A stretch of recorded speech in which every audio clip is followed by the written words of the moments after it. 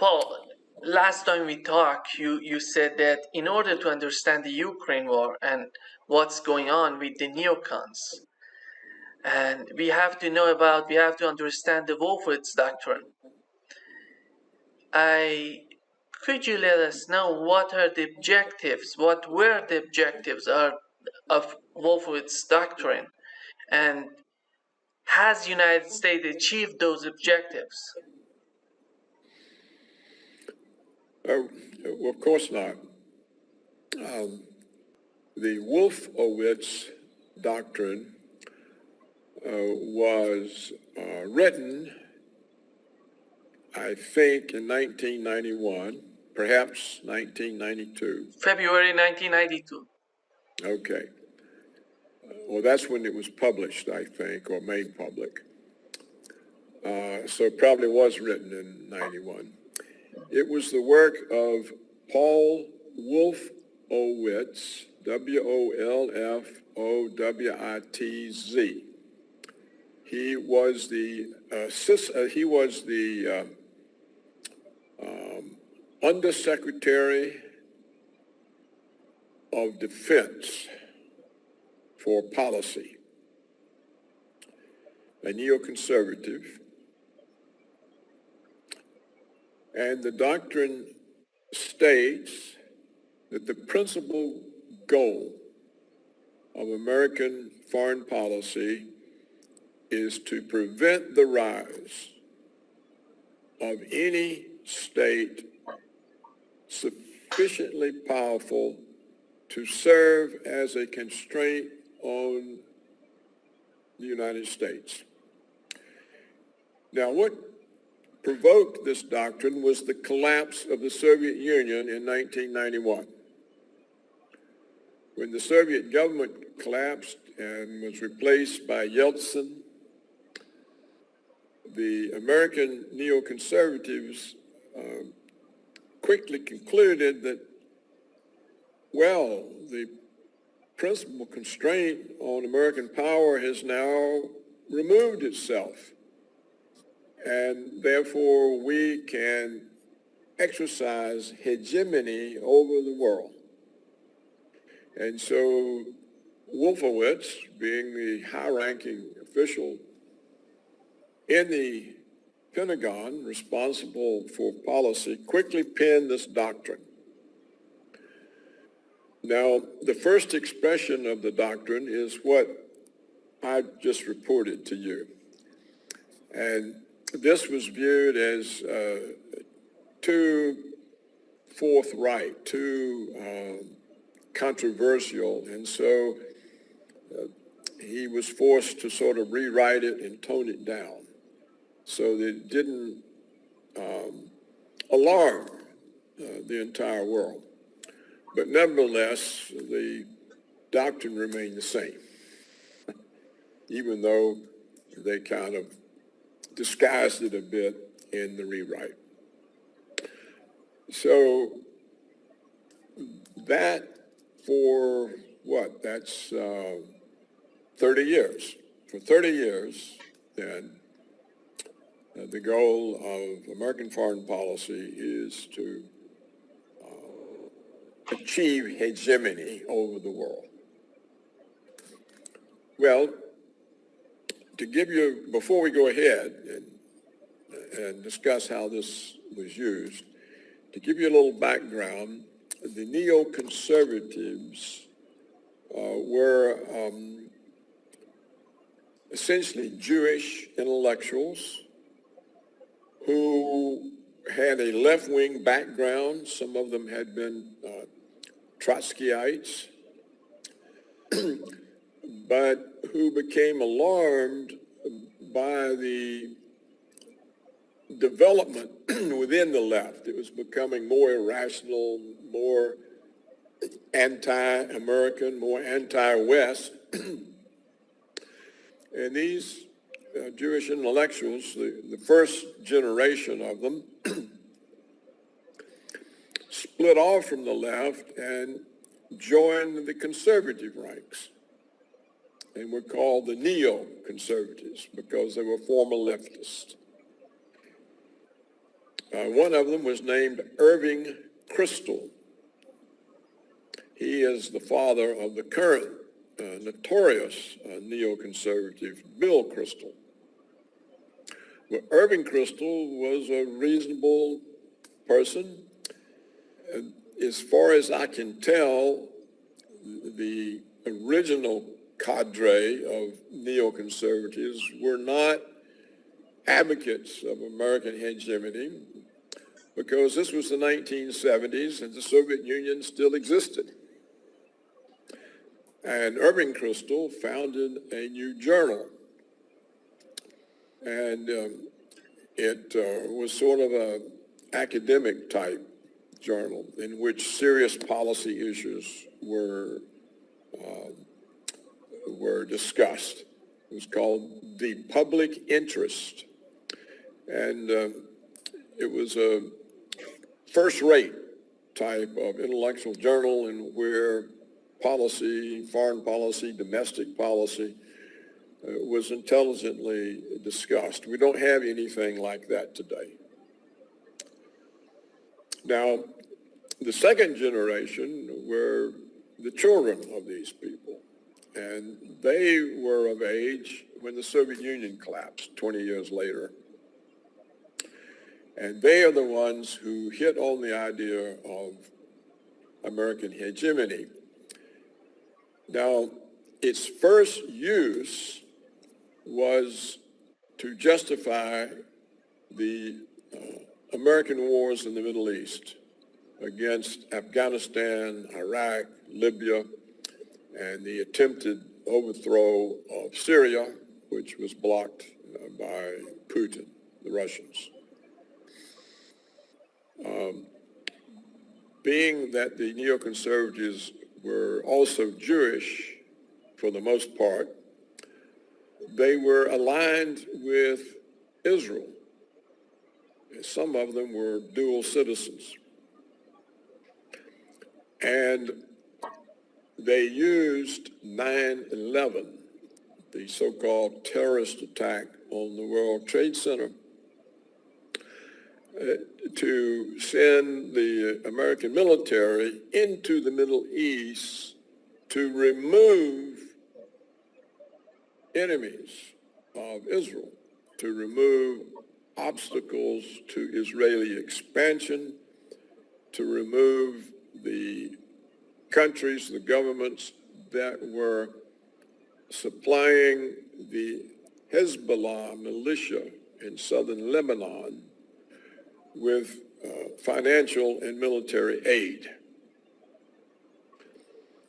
The Israelis twice tried to occupy southern Lebanon because they wanted the water resources in southern Lebanon, but their army was twice driven out by the Hezbollah militia. This was a great embarrassment to the Israeli military, that they had been twice defeated by a militia. So the neoconservatives then used 9/11 for what they said was the war on terror. It was really a war on the countries, the governments that were supplying Hezbollah. Israel reasoned that if these countries were knocked out, the Hezbollah would have no further arms supply, weapons supply, financial help, and then the Israelis could take over southern Lebanon. This, in my opinion, is still the reason the Israelis are so hostile toward Iran and Syria, because they continue to be allies of Hezbollah. So during the 20 years that the United States was involved in Afghanistan, Iraq, Libya, we still occupy a small part of Syria. During this period, the neoconservatives lost their focus on Russia and China. Yeltsin had been essentially an American puppet. And his protege, Putin, was assumed would also be an American puppet because he was Yeltsin's protege. And so the neoconservatives weren't paying very close attention to developments in Russia under Putin. And they had been told by the CIA that it would take China 50 years to develop economically such that it would be a rival with the United States. So they weren't worried about China. So they were focused on the Middle East, trying to destroy Libya, Iraq, Syria, and Iran. And they actually published documents that this was their goal. And the four-star general, American general, Wesley Clark, who was the NATO commander, was on television explaining that he had stopped by the Pentagon and some of the generals who were his subordinates had called him in the office and said, look, we've got this plan to overthrow 7 Middle Eastern countries in 5 years. And he named the countries that included Saudi Arabia. And so there's no doubt that the neoconservatives had this program. Well, while they were pursuing that, China quickly developed because American industry offshored all of the manufacturing to China. So almost instantly, China had all the technology, all the business know-how, and were making all the producer goods for the American manufacturers, who would then ship them back to the United States to be marketed. So China developed suddenly, quickly. This caught the neoconservatives off guard. And then they were completely caught off guard in 2007 by Vladimir Putin, who at the Munich Security Conference announced that he rejected American unilateralism, that Russia simply did not accept an American unipolar world, that it was a multipolar world, and that Russia was going to pursue its own interests. Well, this then called the neoconservatives off of their crusade for Israel and made them think about, hey, what's happened to our hegemony? And so they started concocting plans for what they could do to restrain China and Russia. And one of the first plans directed at Russia was the invasion of South Ossetia by the Georgian army. Georgia was a former Soviet republic, a former part of Russia herself for centuries. But when the Soviet Union failed, many of these former provinces of the Soviet Union, provinces of Russia, were split off and formed independent countries, and Georgia was one of these countries. So the United States went into Georgia, trained and equipped the military, and sent it into South Ossetia, which was a breakaway part of Georgia that would not leave the Soviet, the Russian sphere to be part of Georgia. And it was maintained with peacekeepers, Russian and Georgian peacekeepers. But when the Americans got the Georgians to invade, The Russian peacekeepers were caught off guard and killed. And Putin was at the Beijing Olympics, paying no attention. But rushed back, and in went the Russian army, and the Georgian forces were immediately defeated. The whole country was captured. And that put an end to that. It was not successful. But note, Putin is often accused of wanting to restore the Soviet empire. Well, he had Georgia. What did he do? He left, took all the troops and left. He said, "You've learned your lesson, we're going home." Clearly made no effort to put Georgia back into the Russian empire. So that was the first. Well, the neoconservatives got the idea that where Russia was really vulnerable was Ukraine. So they spent $5 billion buying influence in Ukraine. They bought politicians, they bought student groups who could appear as protesters.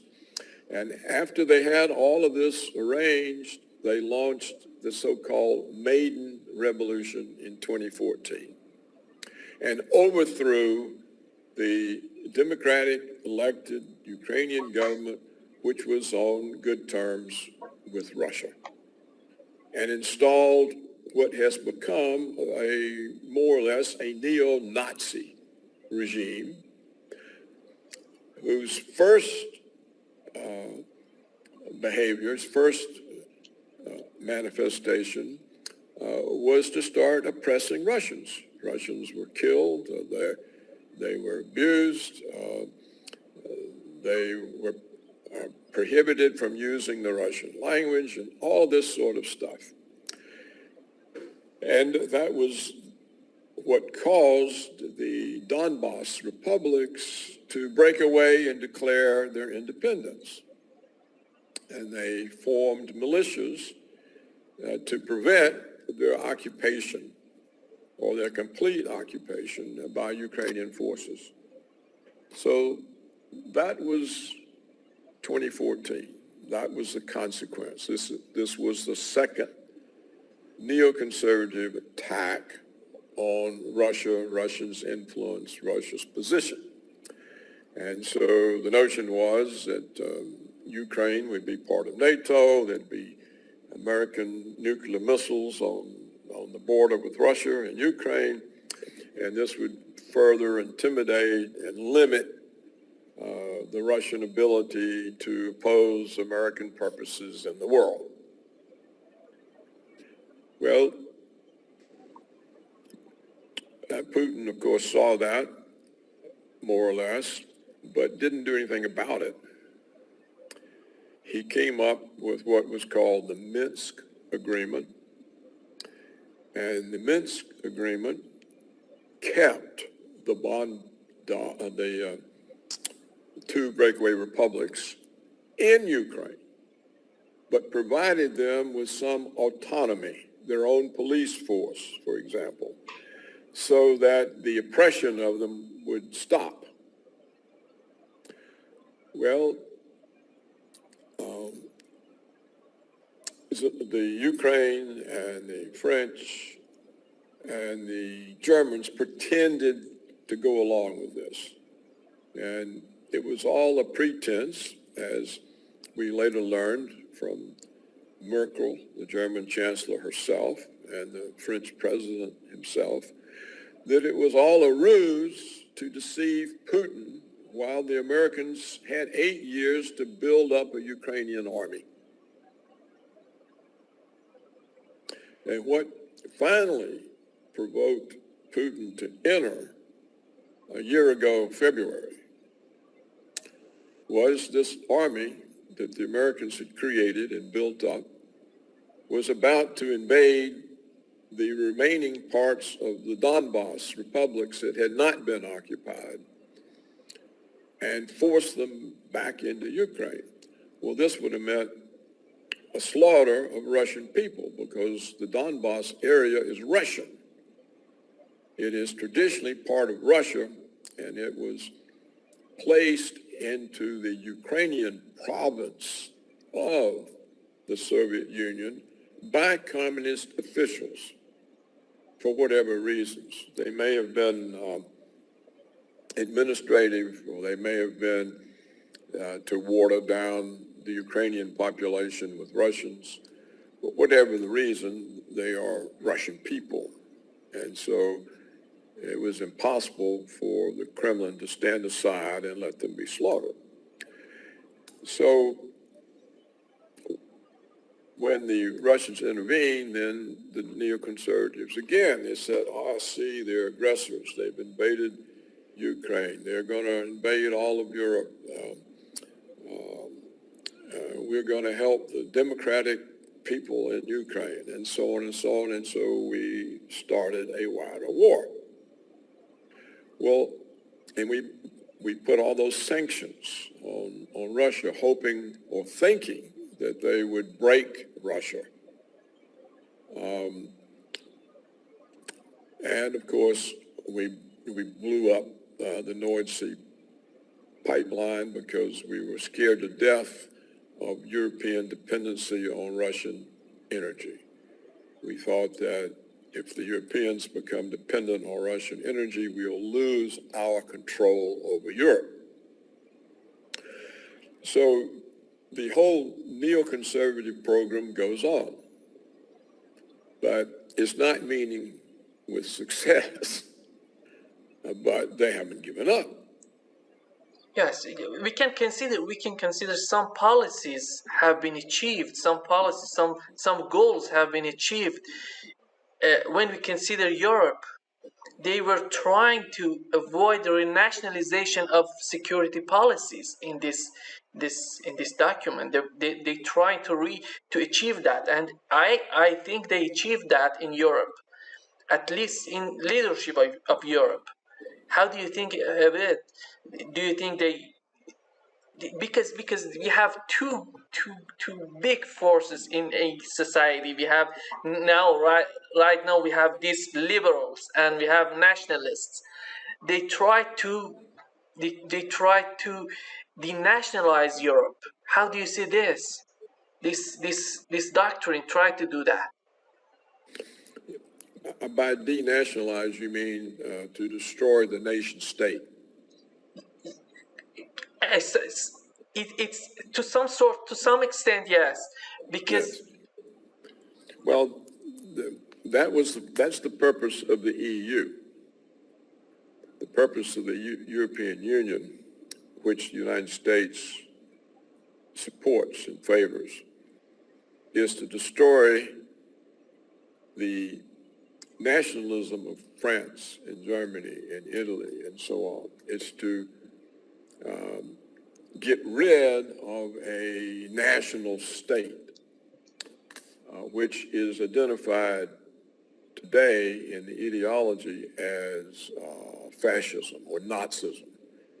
If you see how they treat Marine Le Pen, the opposition leader in France, so she's a Nazi. Why? Because she stands for France. You're not allowed to stand for France. That means you're a nationalist, and a nationalist is what Hitler was, and that means if you're a nationalist, you are a Nazi.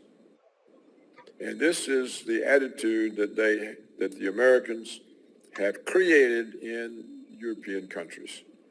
So even though the French people know the French government does not represent them, and even though they know that Marine Le Pen does, they still won't elect her because she's a nationalist. That means she's a Nazi. So this has been successful. Essentially,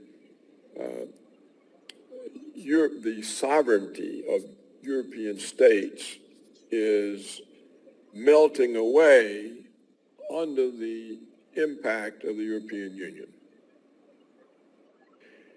Another thing that's melting away the sovereignty of the European states is the mass immigration that the European leaders have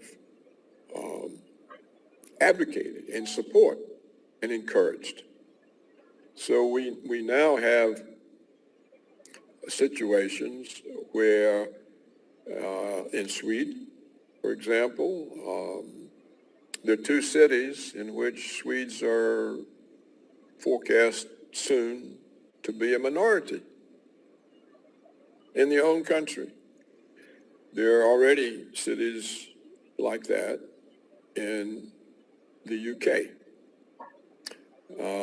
Today, one of the English language Russian news organizations, Sputnik or RT, reported that a advertising film shown in Sweden was criticized for having too many white people in it, too many Swedish people, and the advertiser pulled it. So in Sweden, you can't show, an advertiser can't show a film that's got too many Swedes. But of course, that's the target of the advertising.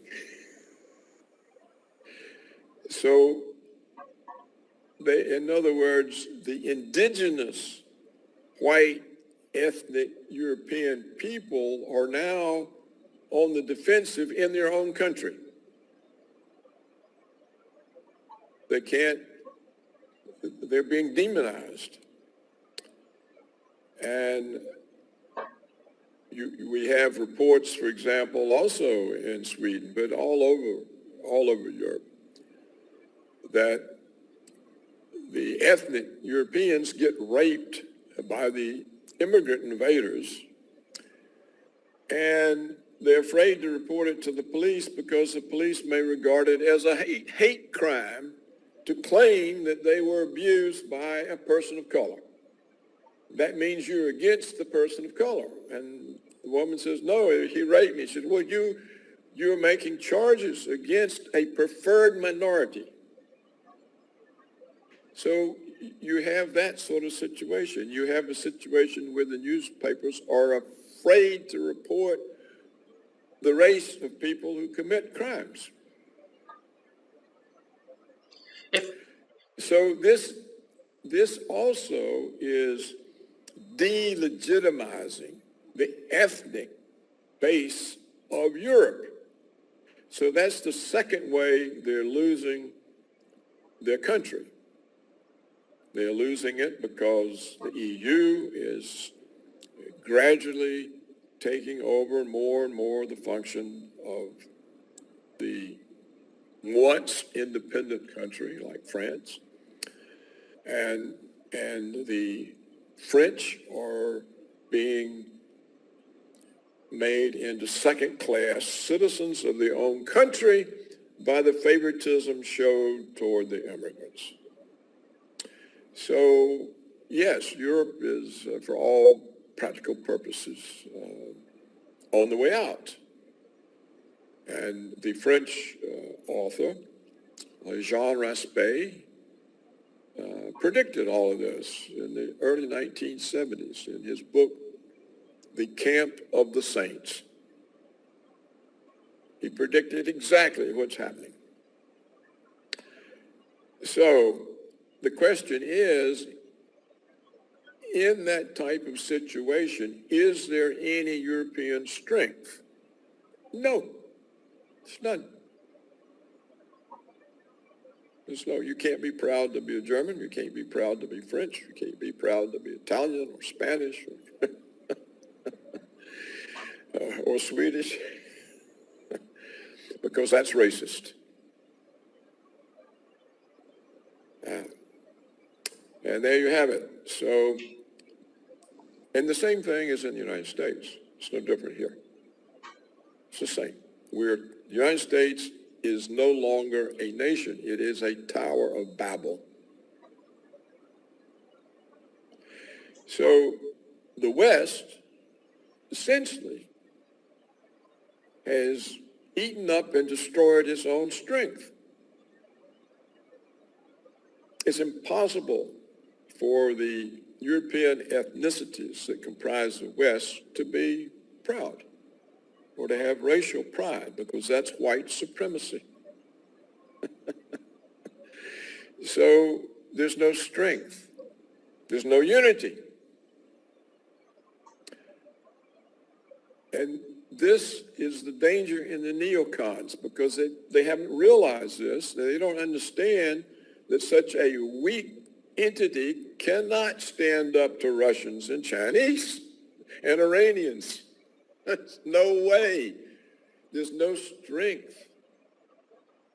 How does a fractured West people who haven't any standing in their own country, how are they going to stand up to China, to Putin's Russia, to Iran? They can't. It can't happen. And so the neoconservatives are likely, since they overlook this, to bite off more than they can chew and get into a war in which they can't possibly win. And it will go nuclear. And the whole world will be destroyed because of these stupid neoconservatives wanting to establish American hegemony. Well, as I've stressed and emphasized, with Europe weakened as it is, with the United States a Tower of Babel, how can they establish hegemony?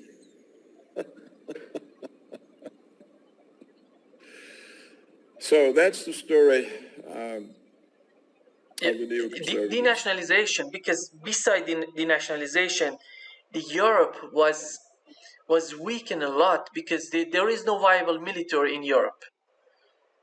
None of them, because you see that in this doctrine, it says no regional and no regional power or hegemon is tolerated by the United States.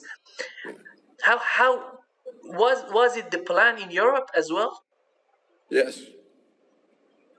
They were afraid of Germany, France to become a regional power or hegemon. I would put it differently. The United States decided that it was easier to control the EU than to control all of the separate countries. So instead of having to control the Netherlands, Belgium, France, Germany, Italy, Spain, Portugal, the United Kingdom, they would put them all in the EU and then just control the EU.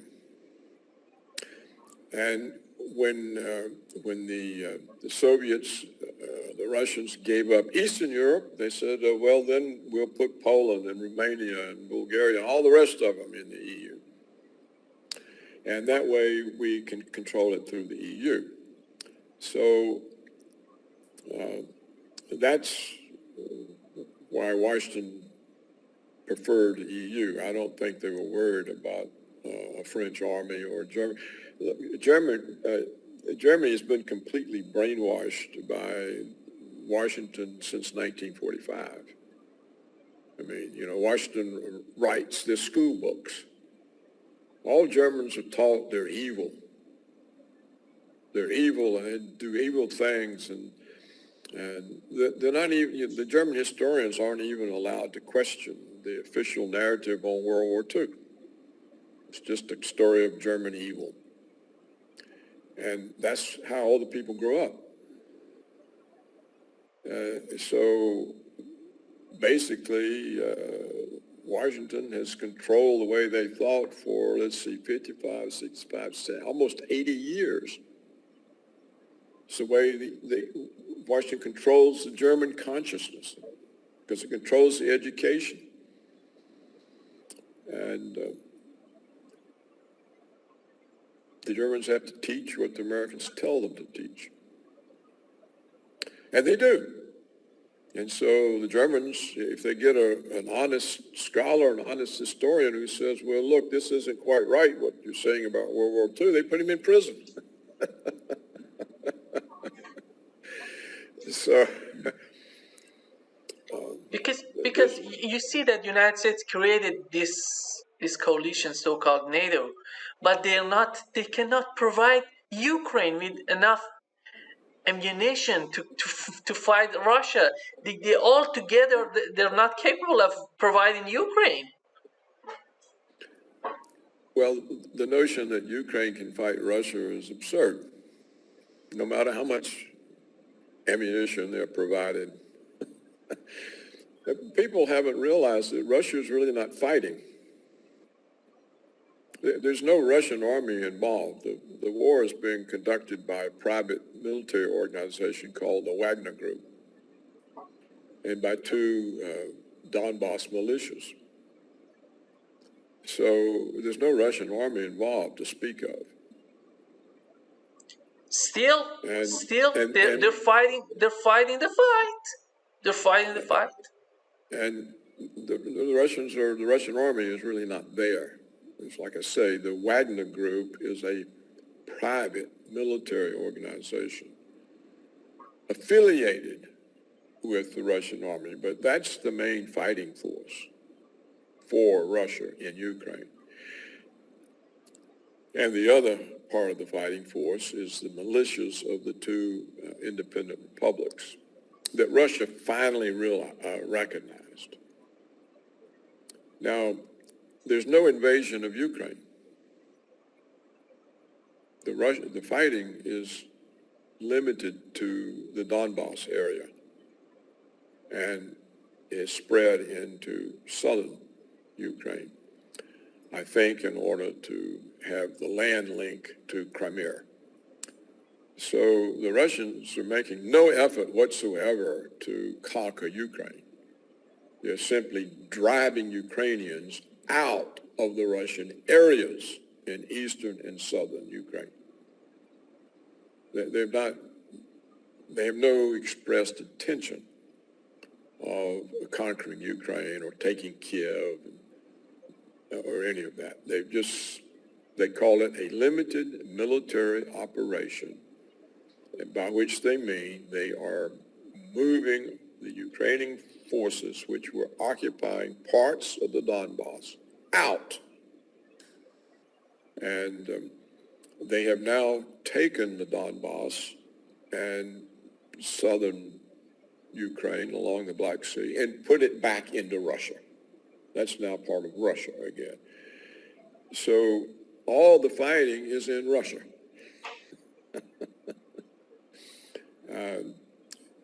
And so, all the propaganda about the Russian invasion of Ukraine is just a lie. It's not. If Russia actually was going to invade Ukraine, it would have been over with in 2 weeks. But instead, they limited the fighting to Donbass. Well, this meant they never shut down the government in Kiev. And so they left the government in Kiev able to resist the Russians in Donbass. And they weren't willing to use very much force in the Donbass because they're Russian people and they'd be killed by a World War II type activity. So they've gone slow, try to be careful, try to minimize civilian casualties, because if you go there to rescue people, you don't want to kill them all in the process. I found this problematic for the Russians because it gave the West now, 15 months to get involved, 15 months to make propaganda, 15 months to pretend that Ukraine is winning. Of course, Ukraine's not winning. And I just think it was a mistaken strategy by the Kremlin, but I understand the reasons that they made that decision. But it's certainly not a war between Russia and Ukraine. Because they didn't call it a war. They call it special. The Russians won't even call it a war. Yeah, it's a limited military operation.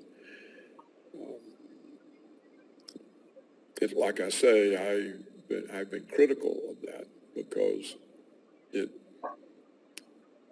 both gave the West time to get involved and it encouraged them to get involved.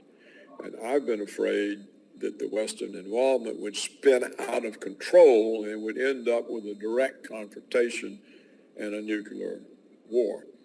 And so I've been really critical of Putin and the Kremlin because of that risk. I thought that risk was too great to take and that they should just have knocked Ukraine out, changed the government, put the part of Ukraine that's Russian back in Russia and left. It would have all been over with a year ago. And it wouldn't have given the United States time to get all involved, send tanks, send long-range missiles, and now they're talking about jet fighters. But I think what's happened there is that it's finally been realized that the Ukrainian army is essentially destroyed and they can't mount an offensive, and probably Zelensky would like to make a deal, but the Americans won't let him. So how it comes out, I don't know. I've noticed that, see, I have long advised, well, I can't say advised, I've long said that the Russians should simply turn their back on the West and go about their business with China and India and Iran and the rest of the world, and Africa and South America, because everybody's mad at the United States because we have a record of bullying people. We bully them.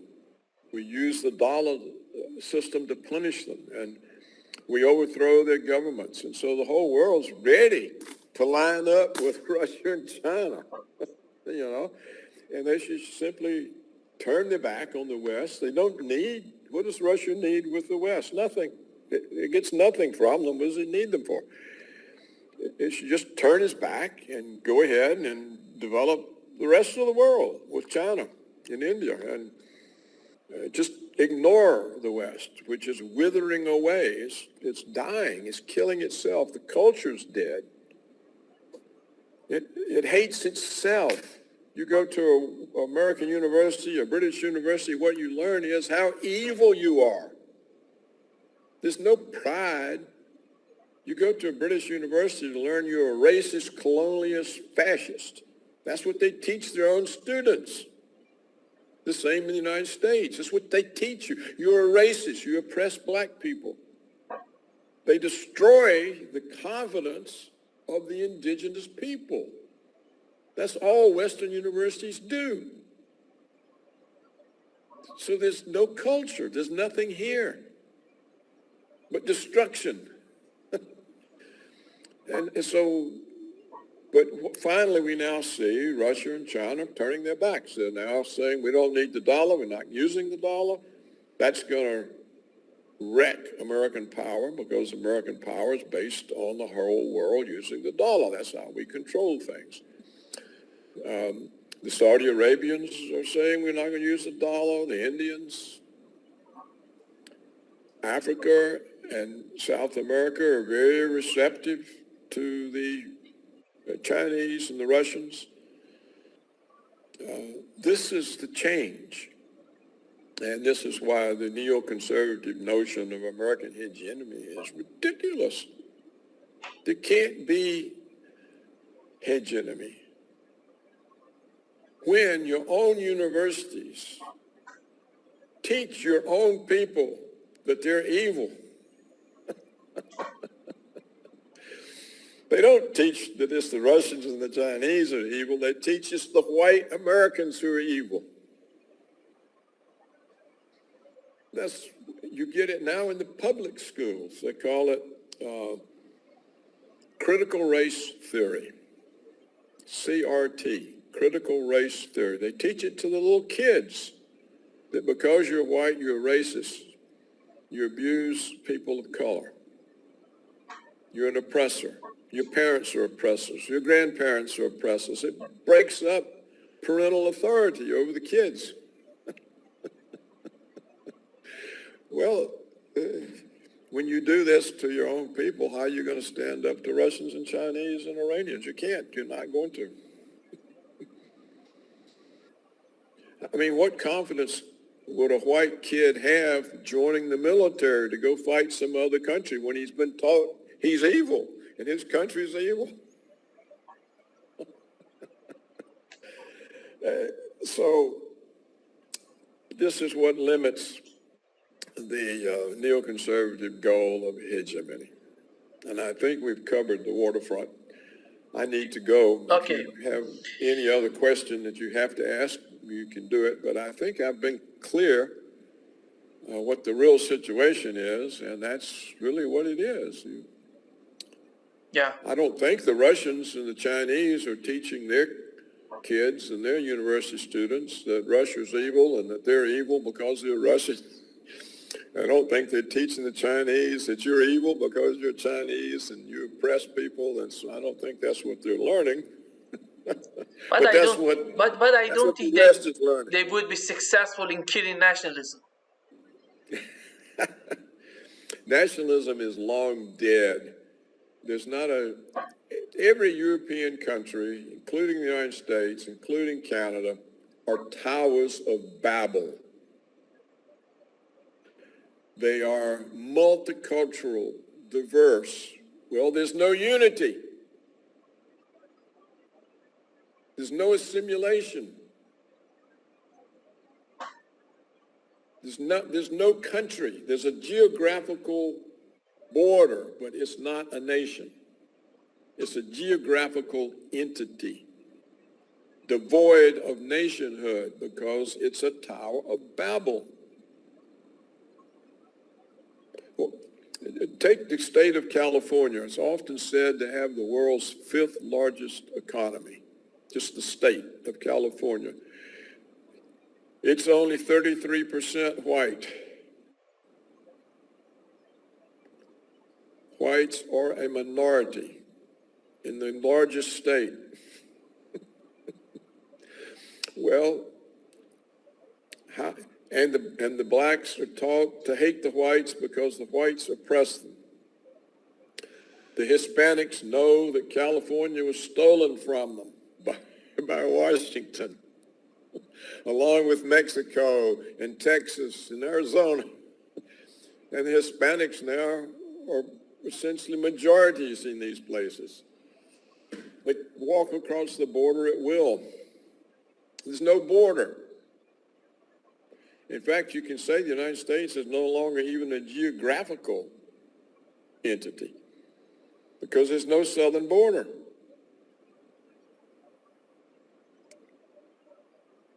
So there are more Hispanics in California than there are white Americans. So what is California? And it's the same. They're all over Europe. Paul, and it's getting worse. And so I remember there's no Western nationalism left. It doesn't exist. I remember when Obama he won the election, we thought that this is gonna be a new era in United States. But you see that that's not the case. It doesn't matter if you're black, if you're Hispanic, you're people of color. As long as you are in line with neocons, you can survive. You can be with them and work with them, like Obama did. That's right, but there's no nations left in the West. And the whole function of the EU is to turn sovereign nations into provinces of Europe. So Germany it's kind of like a state in the United States. Georgia or Florida is part of the United States. So France will be a state in the EU, but it's no longer a sovereign government. The EU is the sovereign government. That's where that's headed. It isn't there all the way, but that's the whole purpose and plan. So sovereign states in the West don't exist. They're not sovereign states. And they no longer have an ethnic basis. They're towers of Babel. France no longer consists of French people. It consists of some French people, some Arabs, some people from Africa, some people from India, and so on. The same with the British. I mean, look, the British now have an Indian prime minister. But why? The mayor, I- the prime minister of Great Britain is Indian. The mayor of London is a Middle Eastern Muslim. Where's the British? But what I'm arguing is, yes, you're right, but they're all, as France, as Germany, there are all of them, all these groups, Arabs, Africans, they're all in the hand of neocons. They're doing what they wanted them to do. It doesn't matter if you're black, if No, you're... the neocons control American foreign policy. And therefore, and since American foreign policy controls the foreign policy of Canada and Australia and Europe and Japan, they control the foreign policy of those countries. But these other things, I think, are independent of the neocons, and they're actually weakening the neocons and their purpose, because the turmoil within each country from having so many different races who don't have a common purpose or a common interest means that there's really nothing there. And so the neocon control of foreign policy doesn't really mean much, because as you said, none of these countries can field an army. So what is happening is that the newcomers coming in are just benefiting from their rise to power within that country. They're benefiting from their rising to power, but it doesn't mean that the country in some way is united or functioning better or becoming a nation again. They're not nations, and they can't be, because they don't have a nation is a country with a homogeneous ethnic base. Now, the South Americans have sort of made countries out of the mixture of the Spanish and the Indians. But there are three classes. They're the pure Spanish, they're the pure Indian, and they're the mixture. But these countries, I think, having been sidelined, not in the main development of 20th century history, haven't been subjected to the stress of the West and Europe. And so it works there. Paul, is there any difference between neocons, liberals, and globalists, or all the same? The American liberals have always been interventionists. American liberals were always interventionists, always willing to intervene in the world. So in that sense, they are compatible with neoconservatives. they never described their intervention as achieving American hegemony. They described their interventions as bringing democracy or helping people, or, but the neocons are the ones who created the doctrine of American unilateralism, of American hegemony. And, but the liberal interventionists find that acceptable because they themselves are intervened. The United States has always intervened. So the globalist, it's not quite clear what that is. In the United States, I think globalism was used as an excuse for Wall Street and the corporations to make more profits by deserting their own American workforce and moving all their industry to Asia. And so they claimed that this was the global economy and that this was a good thing to have a global economy. But it was, I think, a propaganda cover for greed of the capitalists who deserted the American workforce and went and hired a Chinese one or a Vietnamese one or an Indonesian one. And it's a propaganda slogan for the greed of American capitalism and Wall Street. Now that Klaus Schwab and the World Economic Forum, he has a lot of crazy ideas, but I don't know that he has any power other than propaganda. So, but none of these things can cope with Russia and China and India and Africa and South America organizing a different world. So when you see, China clearly is the dominant factor in Asia. Russia clearly is a powerful military and energy power. It's just insurmountable. And the Africans and the South Americans have suffered at Washington's hands for so long that they've got to be alienated.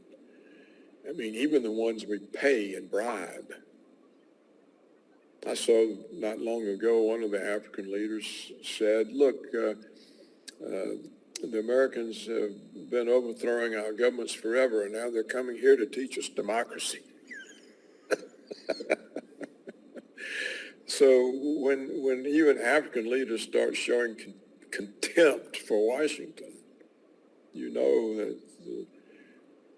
that American diplomacy has failed, and we relied on coercion instead of friendship, and we relied on force instead of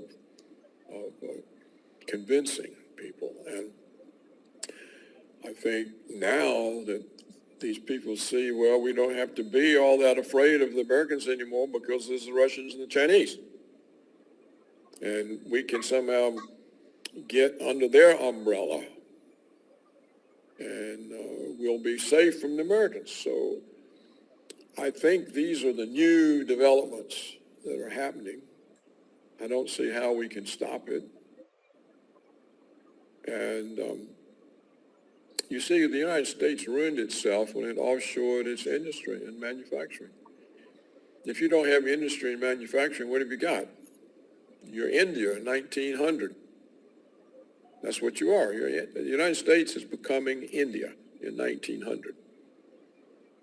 Of course, India today is high tech. So, I don't know. I can't make it any clearer. I think the world is changing. There is a danger of nuclear war, and I hope the Russians and Chinese keep that in mind. because that won't benefit anybody. And I think the United States is on a very rapid downward slope. And if they stop using the dollar as world reserve currency, because people say you don't want to use the dollars, the Americans use it as a weapon. That means the demand for dollars is going to drop, but the supply isn't, because the trade deficits are huge, because we offshored all our manufacturing. And the budget deficits are huge, so who's going to finance all that? If people don't want the dollar anymore, they're not going to buy treasury bonds. So the currency could collapse, and if the currency collapses and you're import dependent, your inflation is going to go through the roof. So Americans are on the verge of becoming very poor from currency collapse. It could happen. You know, there could be a huge change, just like the Soviet Union collapsed. Nobody expected that. This was not done by the United States. We had no idea that the Soviet Union was going to collapse. It collapsed because the structure of belief in communism was gone, even in the party itself. And then when the hardliners saw Gorbachev making so many deals with the West, they felt he was giving away everything, and they arrested him and put him under house arrest. That's what collapsed the Soviet Union. When the hardline communists in the Politburo arrested the president of Russia. It collapsed. Well, the United States can collapse if the currency does. It has unlimited debts. Who's going to finance it?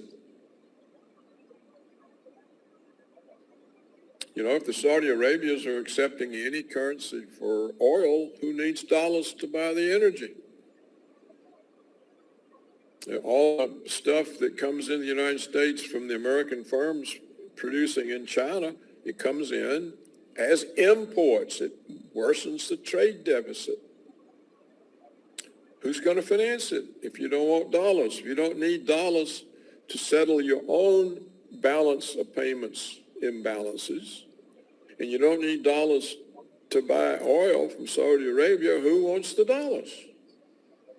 This is a dilemma. This is the sort of sword hanging over the neocon's head by a thread. It's hanging by a thread. And there's no realization in the Biden regime. They have no idea. None. No idea. They keep on threatening Russia and China.